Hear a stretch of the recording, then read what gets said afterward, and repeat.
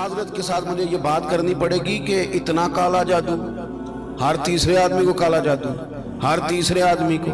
اور خیر سے وہ جو بتانے والے وہ بھی بڑا انوکھا انداز انہوں نے اختیار کیا ہوا ہے. وہ کہتے تجھے جادو کر دیا کسی نے. کس نے کہا کہ یہ مجھے بتانے کا حکم نہیں، مجھے شرارت کا حکم تھا، شرارت میں نے کر دی، اب تو گھر جا کے سوچتا رہے. اسی طرح ڈھیروں قسم کے ملنگ ہمارے کھاتے پڑ گئے، ٹال پہنے ہوئے، اور وہ آ گئے. وہ لوگوں کو قسمت کا حال بتاتے ہیں. آپ کا تو مجھے نہیں پتا، میں نے اپنے دیہاتوں میں دیکھا ہے کہ وہ سونا بھی ڈبل کرتے تھے، بعد میں پتہ چلتا تھا سنگل بھی غائب ہو جاتا تھا. ہنسے نہیں جی، اونچا نہیں ہنسنا چاہیے کبھی بھی. یہ محافل ہے ہماری، سنجیدہ ماحول ہے. میری بات پہ آپ توجہ کریں گے عزیز کہ آپ اوہام پرستی کا شکار نہ ہو، ورنہ آپ اور نبی پاک صلی اللہ علیہ وسلم نا جگہ جگہ حضور ہمیں ذوق دیتے، سمجھاتے کہ تم نے اپنی توجہ اللہ رسول کی جانب رکھنی ہے، تم نے الجھنا نہیں، ورنہ آپ کیسے میدان میں نکلیں گے. فوجی کہہ دے ہمیں کالا جادو ہو گیا، ہم سے جایا نہیں جاتا، تو جنگ ہوگی. کوئی کہہ دے ہم پر تو وہ فلانے نے سیو کرا دیا ہے تو ہم دفتر نہیں جا سکتے، تو کاروبار زندگی چلے گا. کن چکروں میں پڑ گئے. جادو ہوتا ہے، اس کی حقیقت سے انکار نہیں، لیکن اتنا کچا ماحول، اتنی کمزور بات، یہ اہل ایمان کا شیوا نہیں ہے. آپ مضبوط رہیں. عارف رومی رحمت اللہ علیہ فرماتے ہیں میں کبھی بھی زندگی میں کوئی بات اس لیے نہیں کی کہ مجمع ہنسے، اور ہنسنا ویسے بھی شریعت میں مسکرانا ہے، کہہ کا لگا کے تو روٹین میں بھی ہنسنے سے پرہیز کرنی چاہیے. وہ کہتے ہیں ایک بادشاہ تھا تو اس کا بھی ذہن بن گیا تھا کہ پتہ نہیں یہ کیا ہو جاتا ہے. کچھ یہ لوگ نا ہمارا وہم بڑھاتے ہیں، آج کل جو تویز دھاگے والے لوگ ہیں نا، یہ اور اضافہ کرتے ہیں اس کے اندر، اور کہانیاں بنا کے دیتے ہیں، لوگ اور زیادہ الجھ جاتے ہیں. بادشاہ تھا تو وہ شکار کرنے جاتا تھا تو اس کے ذہن میں یہ خیال تھا کہ اگر رستے میں کوئی بندہ میرے متھے لگ جائے تو میرا شکار ٹھیک نہیں ہوتا. تو وہ کیا کرتا، وہ جب سفر کے لیے نکلتا تو لوگوں سے کہتا سارے رستے خالی کرا دو، میں نے شکار کے لیے جانا ہے. لوگ رستے خالی کرا دیتے. ایک دن ایک آدمی بیچارہ نے ایک آنکھ سے اسے نظر نہیں آتا، وہ کوئی جنگل سے لکڑیاں کاٹ کے آ رہا تھا تو اچانک وہ چڑھ گیا. اذانیں زیادہ ہوتی ہوں تو ایک کا جواب دینا ضروری ہوتا ہے، وہ ہم دے چکے ہیں، اس لیے آپ توجہ کریں میری بات. تو وہ بیچارہ چڑھ گیا لکڑ ہارا سڑک پہ. اس کے سپاہیوں نے بندے تو بڑے ہٹائے تھے پر یہ غلطی سے آ گیا، انہوں نے پکڑ لیا، بادشاہ کے سامنے پیش کیا. بادشاہ کہنے لگا تمہیں نہیں پتا کہ میرے رستے میں کوئی آئے تو میرا شکار نہیں ٹھیک ہوتا، اس کو باندھ دو. دھوپ بڑی سخت تھی، درخت کے ساتھ باندھ دیا. کہا جا رہا ہوں، واپس آتا ہوں، اگر شکار ٹھیک ہو گیا تو چھوڑ دوں گا ورنہ اسے قتل کر دوں گا. 2 بندے اس کے سرانے کھڑے کر دیے تلوار لے کر کے. اب وہ بیچارہ صبح سے بندہ ہے.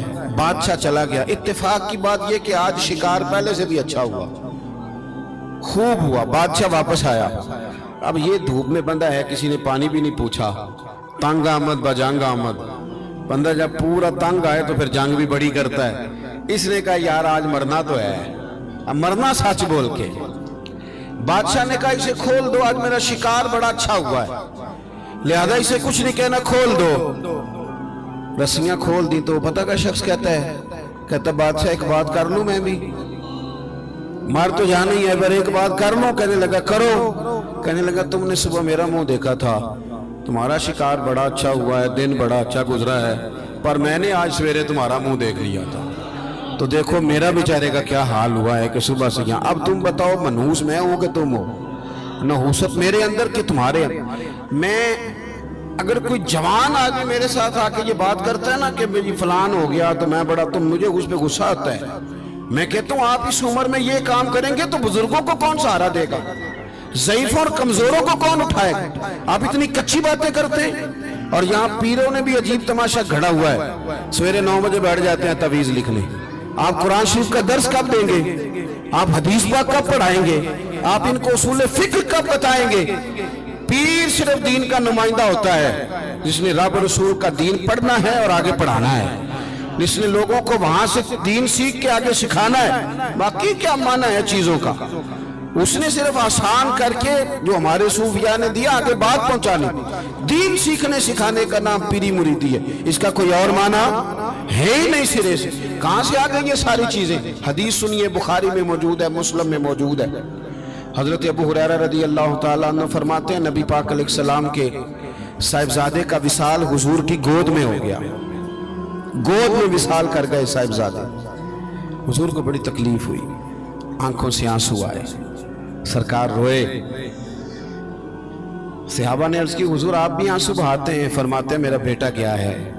ये आंसू मोहब्बत की अलामत है, वरना मेरे दिल और जुबान पे वही है जिससे मेरा रब राजी होता है।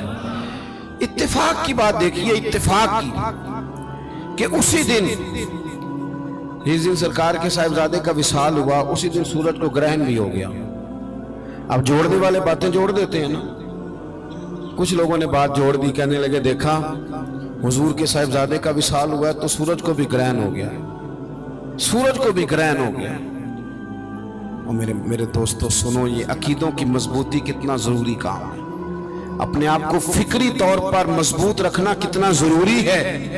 अहमद मुख्तार नबी पाक सल्लल्लाहु ताला अलैहि वसल्लम ने उसी दिन लोगों को मस्जिद में जमा फरमाया, उसी वक्त। सहाबा कहते हम बड़े परेशान थे कि हुजूर तो गमज़दा है, ना कोई जिहाद की बात होगी ना और कोई होगी, तो इस वक्त क्यों तलब किया?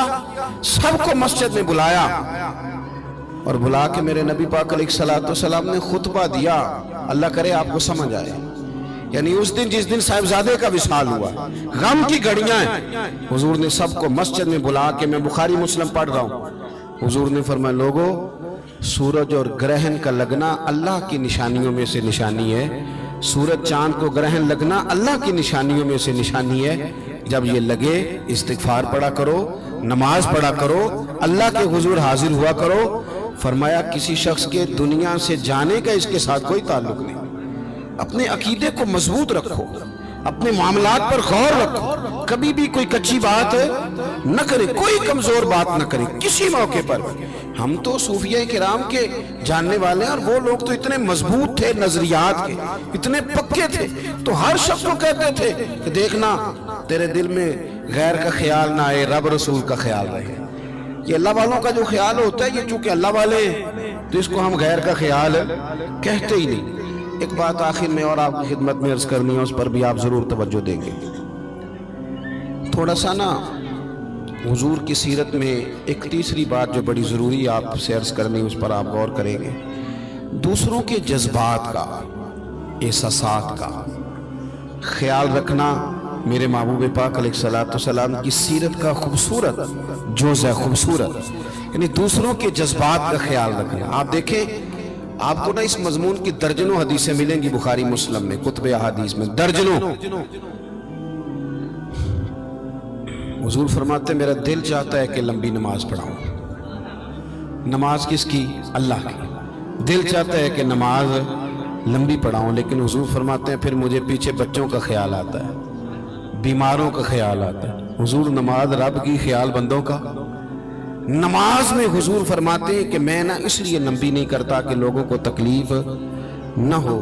हुजूर फरमाते मेरा दिल चाहता था कि तहज्जुद की नमाज तुम पर ज़रूरी करार दे दूं, पर तुम्हें तकलीफ होगी, लिहाजा मैं ये काम नहीं करता। मैं अपनी चाहत नहीं देख रहा, तुम्हारी नींद देख रहा हूँ। हुजूर फरमाते दिल करता था मिसवाक को वुजू के साथ ज़रूरी करार दे दूं, पर तुम्हें तकलीफ होगी, लिहाजा मैं ये काम। आप मेरी बात समझ रहे हैं भाई? इतना एहसास। मुस्लिम शरीफ में हदीस है, सरवरे कायनात सल्लल्लाहु ताला अलैहि वसल्लम की खिदमत में अर्ज किया गया, हुजूर ये इमाम है, ये लंबी नमाज पढ़ाते हैं। अब जाहिर है वो कुरान शरीफ ही पढ़ते होंगे, अच्छे जज्बात के साथ करते होंगे, लेकिन हुजूर ने बड़े उनको तंबीह फरमाई और फरमाया मैं लोगों को दीन के करीब करता हूं, तो दूर करता है। जब लोगों को नमाज पढ़ाए तो एतदाल के साथ पढ़ा, दरमियाने तरीके। खुद पढ़ तो जितनी मर्जी पढ़, थोड़ा सा ना जज्बात का ख्याल